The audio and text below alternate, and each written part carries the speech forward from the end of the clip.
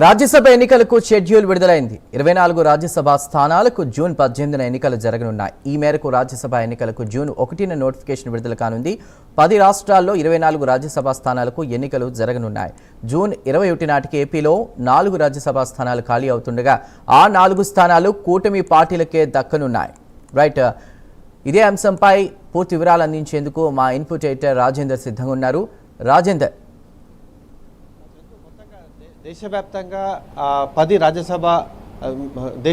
10 రాష్ట్రాల్లో రాజ్యసభ స్థానాలకు సంబంధించిన షెడ్యూల్ విడుదలైంది.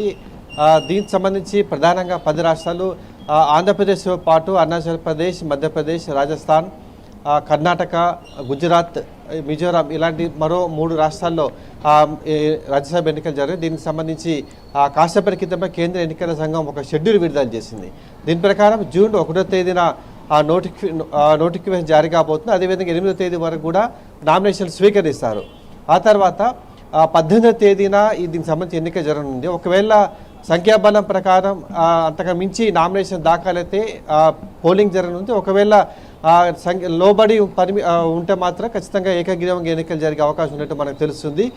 దీనికి సంబంధించి ఆంధ్రప్రదేశ్లో 4 రాజ్యసభ స్థానాలు ఖాళీ కాబోతున్నాయి. దీంట్లో ప్రధానంగా పిల్లి సుభాష్ చంద్రబోస్, సానా సతీష్ బాబు, అదేవిధంగా నత్వాని పరిమల్, వీరితో పాటు అయోధ్య రామరెడ్డి, ఈ నలుగురు కూడా వచ్చే నెల 20వ తేదీన వీళ్ళు రిటైర్మెంట్ కాబోతున్నారు. వీరి స్థానంలో ఎన్నిక జరగబోతుంది. దీంతో పాటు ప్రముఖులు కాంగ్రెస్ జాతీయ అధ్యక్షుడు మల్లికార్జున ఖర్గే, అదేవిధంగా హెచ్డి దేవేగౌడ, దిగ్విజయ్ సింగ్ ఇలాంటి ప్రముఖులు కూడా వచ్చే నెల రిటైర్ కాబోతున్న నేపథ్యంలో కేంద్ర ఎన్నికల సంఘం షెడ్యూల్ రాజ్యసభ సంబంధించిన ఎన్నికల సంబంధించిన షెడ్యూల్ విడుదల చేసింది.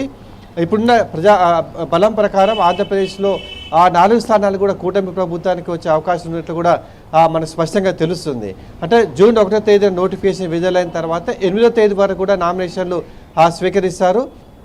18వ తేదీ దీనికి సంబంధించి పోలింగ్, అదేవిధంగా అదే రోజు కూడా కౌంటింగ్ నిర్వహించి ఫలితాలు వెల్లడించే ఉన్నట్లు కూడా నోటిఫికేషన్లో ఇప్పటికే స్పష్టంగా డేట్తో సహా పేర్కొన్న నేపథ్యంలో ఏపీలో కూడా రాజ్యసభ స్థానాల అభ్యర్థుల ఎంపికపై మహానాడు తర్వాతనే దీనికి సంబంధించి అటు జనసేన కానీ ఇటు టీడీపీ కూటమి ప్రభుత్వం కానీ దీని మీద ఒక నిర్ణయం తీసుకునే అవకాశం ఉన్నట్లు కూడా మనకు తెలుస్తుంది.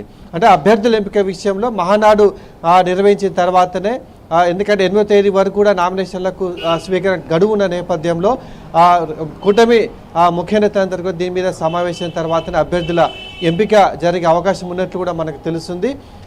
మరోవైపు ఈ అభ్యర్థులు కూడా ఎక్కువ సంఖ్యలో పోటీ ఉన్నట్లు కూడా మనకు తెలుస్తున్న నేపథ్యంలో కూటమి అంటే జనసేన అధినేత, అదేవిధంగా టీడీపీ అధినేత ఎవరిని 4 స్థానాలకు సంబంధించి ఎవరిని రాజ్యసభ అభ్యర్థులుగా ప్రకటిస్తారనేది కూడా రాజకీయ వర్గాల్లో ఉత్కంఠ నెలకొంది మనం చెప్పవచ్చు. Chandu. Right Rajender, thank you.